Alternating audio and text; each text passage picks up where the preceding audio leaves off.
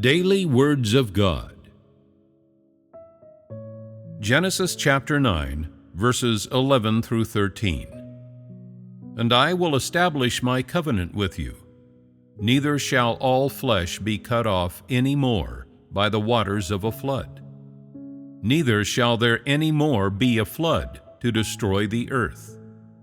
And God said, This is the token of the covenant which I make between me and you, and every living creature that is with you, for perpetual generations. I do set my bow in the cloud, and it shall be for a token of a covenant between me and the earth. At the end of Noah's story, we see that God used an unusual method to express his feelings at the time. It was a very special method, to make a covenant with man which declared the end of God's destruction of the world with the flood. On the surface, making a covenant may seem like a very ordinary thing. It is nothing more than using words to bind two parties and prevent them from violating their agreement, so as to protect both of their interests. In form, it is a very ordinary thing, but from the motivations behind and intent of God in doing this thing, it is a true revelation of God's disposition and state of mind.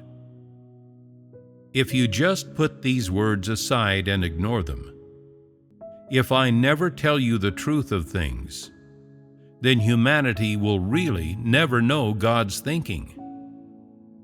Perhaps in your imagination, God was smiling when he made this covenant, or perhaps his expression was serious.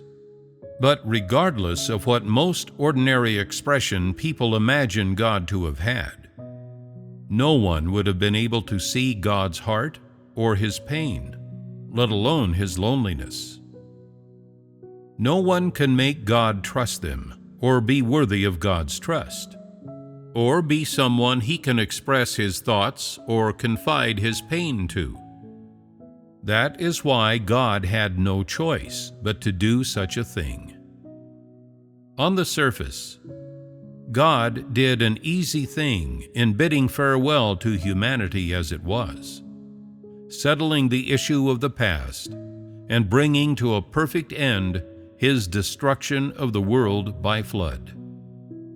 However, God buried the pain from this moment deep inside his heart. At a time when God did not have anyone to confide in, he made a covenant with mankind, telling them that he would not destroy the world with the flood again. When a rainbow appeared, it was to remind people that such a thing had happened and to warn them to refrain from evil. Even in such a painful state, God did not forget about mankind and still showed so much concern for them. Is this not God's love and unselfishness? But what do people think of when they are suffering? Is this not the time they need God the most? At times like this, people always drag God over so he can comfort them. No matter when, God will never let people down, and he will always enable people to get out of their predicaments and live in the light. Although God so provides for mankind, in man's heart, God is nothing more than a soothing pill, a comfort tonic. When God is suffering, when his heart is wounded, having a created being or any person keep him company or comfort him would undoubtedly be just an extravagant wish for God. Man never pays attention to God's feelings, so God never asks nor expects there to be someone who can comfort him. He merely uses his own methods to express his mood. People do not think it is a great hardship for God to go through some suffering, but only when you truly try to understand God, when you can genuinely appreciate God's earnest intentions in everything He does, can you feel God's greatness and His selflessness.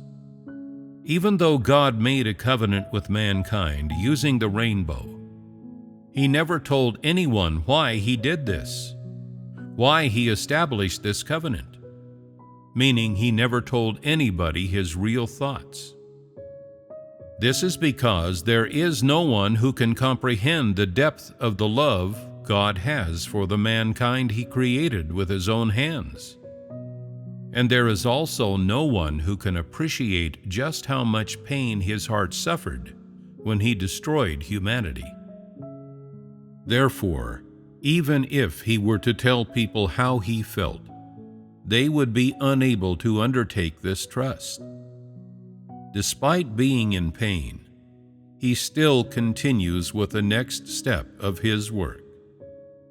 God always gives His best side and the best things to mankind, while quietly bearing all the suffering Himself.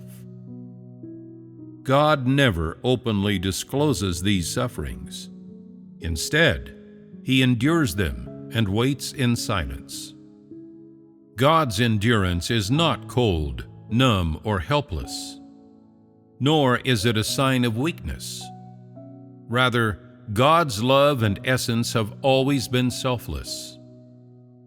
This is a natural revelation of His essence and disposition, and a genuine embodiment of God's identity as the true Creator.